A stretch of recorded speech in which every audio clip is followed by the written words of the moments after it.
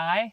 Hai. Di episode kali ini kita masih bahas tentang type human design. Dan di episode kali ini kita mau bahas type Projector. ya, infocus. Projector, ya benar. Yang bener itu projector, infocus itu merek ya. Ya, kita balik ke projector. Nggak usah bahas yang lain. Oke, apa itu type projector? Projector, kalau secara statistik populasi projector ini 20%. Wah, manifestor tetap yang terkecil. Kok kamu bangga jadi minoritas ya? Iya, 20%. Biasanya minoritas ditekan-tekan. Ini lagi apa curhat? Ya, jadi projector itu 20%. Ya. Nah, kalau di yang sebelumnya ya, manifestor itu adalah perannya untuk memulai. Itu ya. Terus generator dan manifesting generator itu yang kerja, yang eksekusi gitu kan. Nah, projector itu adalah yang mengguide, mengatur, mengarahkan, mengkoordinasi gitu. Jadi supaya para generator dan manifesting generator ini kerjanya efektif, efisien, sesuai gitu. Jadi jalannya oke gitu. Nah, jadi di setiap tim semua peran dibutuhkan ya. Semua peran dibutuhkan. Nah, itu projector. Nah, projector ini termasuk non-energy type. Sangat berbeda dengan generator ya? Ya, jadi projector ini secara energi dia tidak memiliki sumber energi yang berkesinambungan. Artinya dia perlu menyerap dari luar. Nah, menyerap ini ya memang karena auranya dia absorb ya. Gitu. Nah, absorb ini ada dua. Misalnya ada dua gitu ya. Yang pertama ini secara energi dia perlu menyerap dari luar. Dan juga dia itu bisa merasakan energi-energi di sekelilingnya gitu kan. Nah, makanya orang projector itu biasanya bisa punya sense ya. Orang ini bagusnya tuh di apa? Dia tahu gitu loh. Dia tahu bagian-bagiannya karena dia bisa merasakan orang, karena dia punya kepekaan dari banyak cakranya yang open, yang terbuka. Jadi dia menyerap, termasuk dalam menyerap itu dia bisa merasakan. Oke. Nah, dalam menyerap itu makanya si projector ini dia perlu ruang. Perlu ruang untuk, kadang-kadang kalau yang diserap itu udah kebanyakan, itu kan bisa overload juga ya. Iya. Bisa bikin dia juga jadi exhausted gitu kan. Betul. Nah, makanya projector ini perlu ruang untuk me time, untuk sendiri, yang betul-betul bisa lepas dari orang-orang gitu ya, supaya dia bisa melepaskan apa yang serapan itu ya. Terus dia bisa balik lagi jadi dirinya gitu. Kalau dia menyerap terlalu banyak kayak musuhnya Spider-Man itu yang listrik.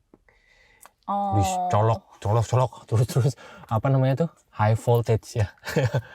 Kebanyakan voltase gitu ya. Terus meledak gitu ya. Gitu kali gitu ya. Saya kebayangnya begitu. Oke. Gitu. Ya, lanjut.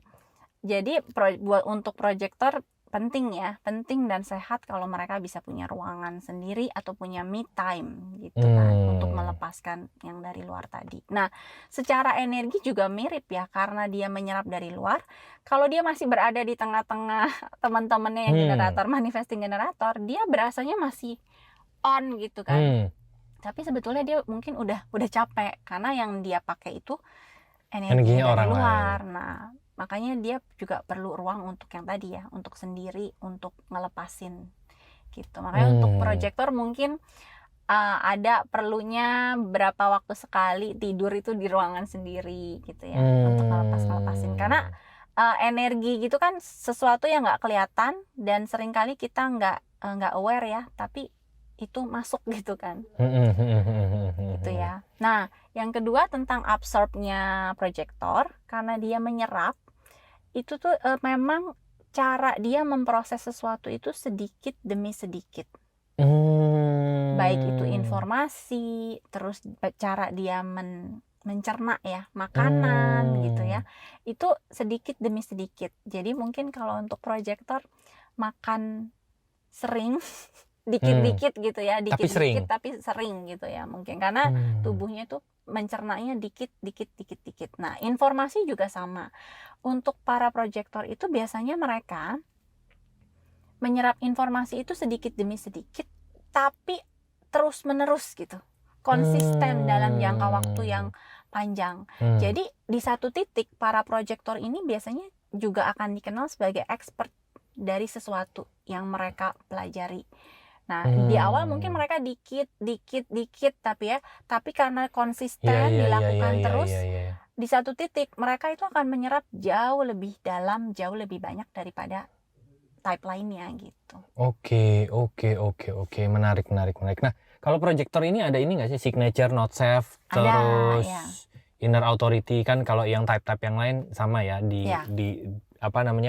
dikoneksikan dengan itu semua juga gitu ya. Kalau proyektor gimana? Jadi strateginya proyektor itu adalah wait for invitation. Wait for invitation itu menunggu undangan. Menunggu undangan karena dia itu kan dia perannya meng-guide tadi ya.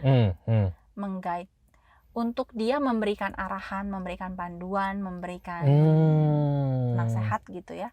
Itu memang untuk proyektor itu dia perlu diundang atau perlu yaitu adanya undangan. Nah, undangan ini tidak melulu dipersempit undangan dari orang ngomong gitu ya. Tapi kita juga perhatiin undangan dari semesta.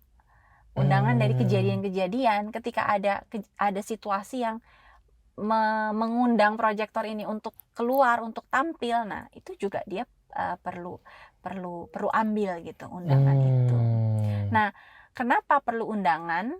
Karena sebetulnya kata kunci untuk proyektor itu adalah recognition. Ya, jadi signature-nya adalah sukses. Not self-nya adalah bitterness. Pahit gitu ya. Nah, jadi ketika proyektor itu bergerak sesuai strateginya, dia dikenali, kemudian dia diundang, disitulah dia akan mendapatkan panggungnya ya, recognition-nya itu ya. Dan dia akan merasa, oh gue berhasil gitu, gue sukses gitu. Berarti dia itu sebenarnya diundang ya karena makan dikit konsistensi itu, dan akhirnya dia jadi expert. Akhirnya orang meminta dia untuk mengatur, mengkoordinasi gitu ya. Benar. Diberi panggung untuk memang tolong dong aturin kita, tolong koordinasi kita gitu ya. Benar. Jadi proyektor ini adalah pemimpin tapi dalam vibe yang lain gitu ya.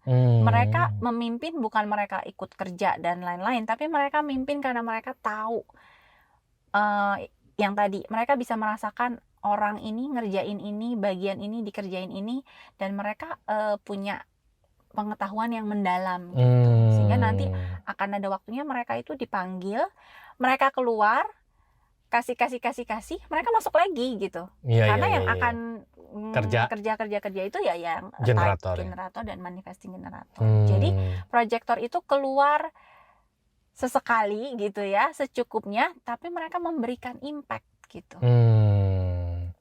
Menarik. Dan di saat mereka bisa memberi impact itulah mereka akan merasa sukses. Signature itu ya. Ya, jadi recognition dari luar dan juga dari dalam diri mereka sendiri. Ya. Mereka perlu merecognize dirinya ya. Mereka percaya bahwa mereka tuh punya something gitu yang dibutuhin. Nah kalau misalnya untuk anak-anak proyektor. Anak-anak proyektor itu perlu dikasih ruang untuk kayak tadi ya, untuk mereka bisa menyerap. Dan juga untuk memberi ruang mereka untuk dihargai, gitu ya. Dan juga itu ya, kalau misalnya orang tuanya generator ngelihat anak proyektor lagi makan dikit, lagi menyerap, ini kok nggak kerja anaknya, kayaknya anaknya pemalas gitu kan, suka padahal begitu mereka kan? Lagi ngalir dengan strategi wait for invitation itu. Nah, biasanya proyektor itu seperti yang kita pernah bahas ya di video mana, tidak ada orang yang malas gitu. Jadi bahkan untuk seorang proyektor pun yang kesannya tidak produktif secara energi gitu ya, terus kalau gue lagi wait, terus gue ngapain gitu ya, proyektor itu absorb tadi gitu. Dia akan ngulik, dia akan belajar, dia akan memperdalam apapun yang dia minati gitu ya. Jadi sebetulnya tidak bisa dibilang bahwa wait itu pasif gitu ya. Dalam wait itu aktif condition gitu loh. Pada saat menunggu dia aktif, energinya lagi ngalir, dia lagi absorb, dia lagi pelajari sesuatu, dia lagi ya mengalir aja gitu, karena memang tugasnya dia adalah pada saat dia dibutuhkan, diundang, dipanggil gitu. Ya, jadi benar, sebagai orang tua kadang-kadang kita tidak bisa memberi definisi produktif itu untuk label yang mestinya yang sama gitu ya untuk semua type, karena produktifnya projector ya begitu beda sama produktifnya generator gitu. Ya kan, kalau produktifnya generator itu kelihatan secara fisik ya, dia kerja, dia ngapain, nggak bisa diem memang gitu kan. Sedangkan produktifnya projector pada saat dia wait, lagi makan dikit-dikit, menyerap informasi, mendalami sesuatu, itu kondisi aktifnya mereka gitu ya. Dan pada saat mereka dapat kesempatannya gitu kan, ada dibutuhkan, mereka dapat dipanggil, ya produktifnya mereka ya kelihatannya cuma saat itu doang, tapi kan sebetulnya kenapa mereka bisa keluar, kenapa mereka bisa kasih impact, karena apa yang mereka absorb di sela-sela waktu menunggunya mereka itu. Yes. Jadi diberi ruang, diberi recognition gitu ya, supaya mereka tidak gini.